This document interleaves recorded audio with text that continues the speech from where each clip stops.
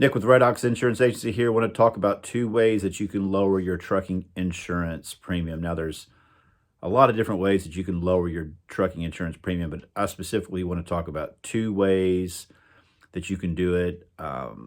Today, I'm just going to get into the first way, which would be to improve your CSA score, improve your safety score with the FMCSA. The second way, which I'll get into a video and I'll post next, will be to improve your credit score.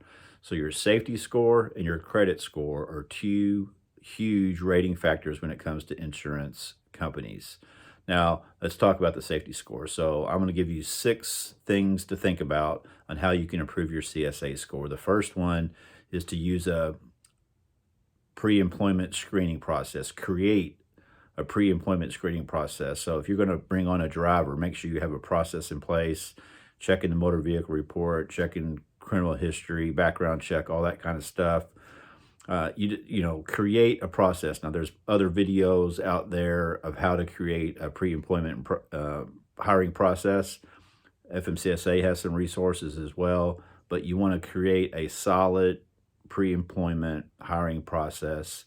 According to the FMCSA, that could lower your crash rate by 8% and lower your out-of-service rate by 17% if you have a dialed-in process.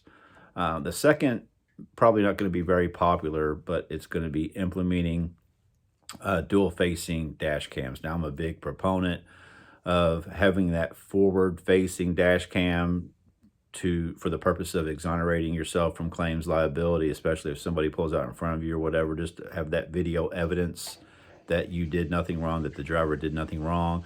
But if you're a trucking business owner and you have trucks on the road and several drivers on the road, and it's not a bad idea to have that dual facing camera.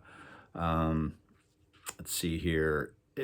What it's going to address, what if you have a driver that's following too closely? That forward facing camera is going to detect that for you. What if you have a driver that's not wearing their seatbelt? That driver facing camera is going to detect that. So something to think about. The third thing is pretty common knowledge here, but perform maintenance on your trucks.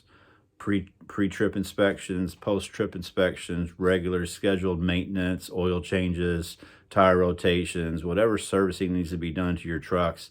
Make sure you stay on top of that. Have a process in place for that. Have a file, have a documentation. It's only going to help you. The fourth thing is to dispute any mistakes that the FMCSA may make. I mean, they make mistakes just like everybody else. So if you have a violation or something negative on your score, dispute it if it's not right. If that didn't happen, make sure it's right. It's going to help tremendously. The fifth thing is an option. I got to look more into this, but think about using way station bypass solutions. So if you can purchase a pre-pass or whatever, so that it'll let you know if you have to stop for an inspection. But in order to qualify for a pre-pass, I believe you already have to have a pretty good safety score. So if you're a new guy out there, you might not be able to do it, but you can also download apps like Trucker's Path, and it'll let you know if the way station is about to have a shift change and they're going to close down for a little bit. So you may want to get off at this exit and wait for it to close down and then shoot by. But, that's kind of playing games, and you really don't have time for that kind of stuff, but that's just what some truckers do.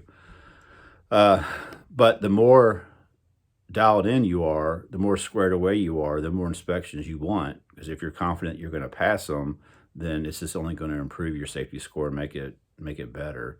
Let's see, I had something written down here. The most common violations are lights and tires. So make sure you square those two things away at least. The fire extinguisher, all that kind of stuff. You want to be 100% squared away, but those are a couple things to, really look at immediately. And then the sixth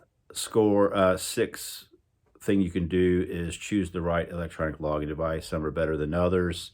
Some malfunction more than others. Some will allow you to purchase those dash cams and kind of bundle it. You don't want to be using an ELD that's not proper, that's not effective, that you got to break out those 10 days of paper logs you have.